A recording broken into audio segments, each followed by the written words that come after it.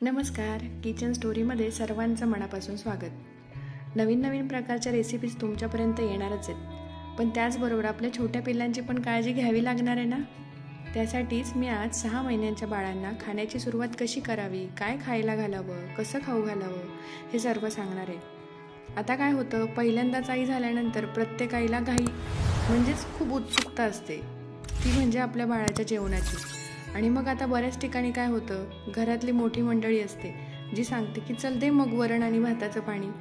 पण यापेक्षा पण वेगळं काय देता येईल ज्यामुळे मुलांना ते आवडेलही आणि ते पोषकही असेल, जे आज आपण बघणार आहोत. यासाठी तुम्हाला व्हिडिओ शेवटपर्यंत बघायचा आहे. आता इथे मी एक सफरचंद घेतलं आहे, ते स्वच्छ धुवून घेतलं आहे. तर सफरचंद छोटं असेल तर ते पूर्ण जसंच्या तसं पाण्यामध्ये गरम करून घेऊ शकतो, पण सफरचंद मोठं असेल तर त्याचे 2 काप करून घ्या आणि ते छान शिजवून घ्या. शिजल्यानंतर त्याला थंड झाल्यानंतर त्याचा गर काढून घ्या. आता आई म्हटल्यानंतर बाळाची काळजी तर आलीच, म्हणून मला सांगायला आवडेल की आपल्या बाळाचा आहार चालू करायचा आहे, मग लगेचच बाजारात जाऊन सॅरेलॅक आणून खाऊ घालणं कितपत योग्य आहे बरं? हे अतिशय चुकीचं आहे. शक्यतो जमेल तितकं पॅकेज फूडपासून बाळाला लांब ठेवलेलं योग्य आहे. आता सॅरेलॅक का नको तुम्ही म्हणाल, ते तर छान असतं.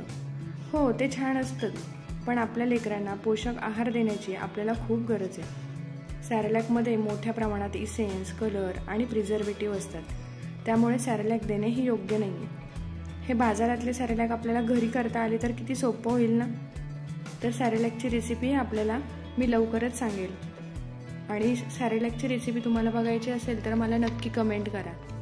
मग आता तुम्ही म्हणाल वरण भातही सारखं नको आणि बाजारातले सॅरेलॅक्स पण नको, मग आता बाळाला काय द्यायचं बरं?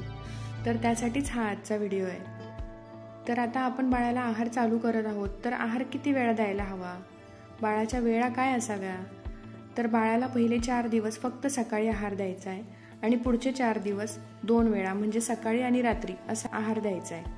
हे कशासाठी करायचं आहे, तर बाळ हे 6 महिने फक्त आईच्या दुधावर असतं, तर त्याला हा आहार योग्य पचतो आहे का, त्रास होत नाही ना, यासाठी हळूहळू करून आपल्याला आहाराच्या वेळा वाढवायच्या आहेत.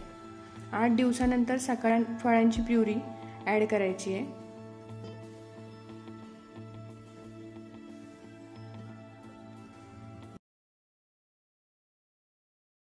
छान प्युरी बनवून घ्या.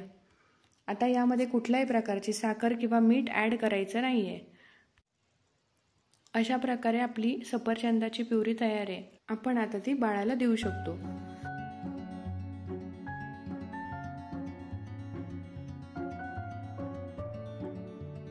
यापुढे आपण घेतोय केळीची प्युरी.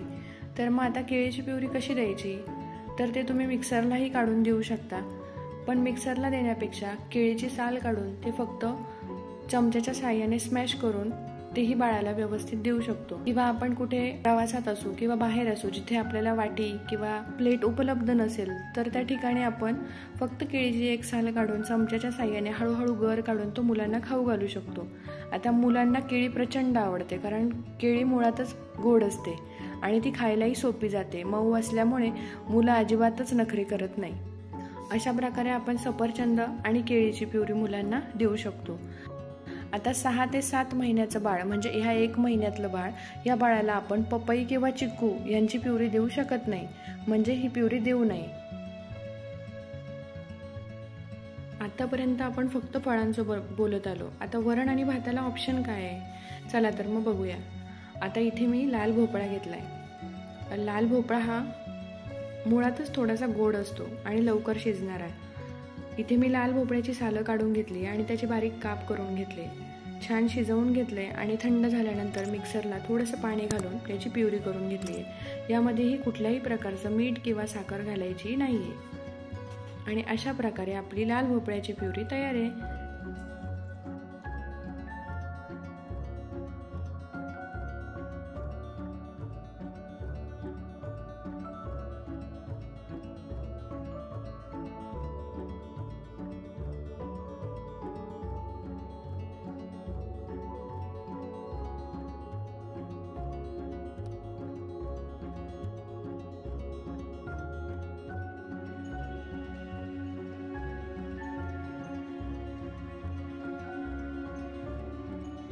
आता आपण बघणार आहोत गाजर आणि बीट यांची प्युरी.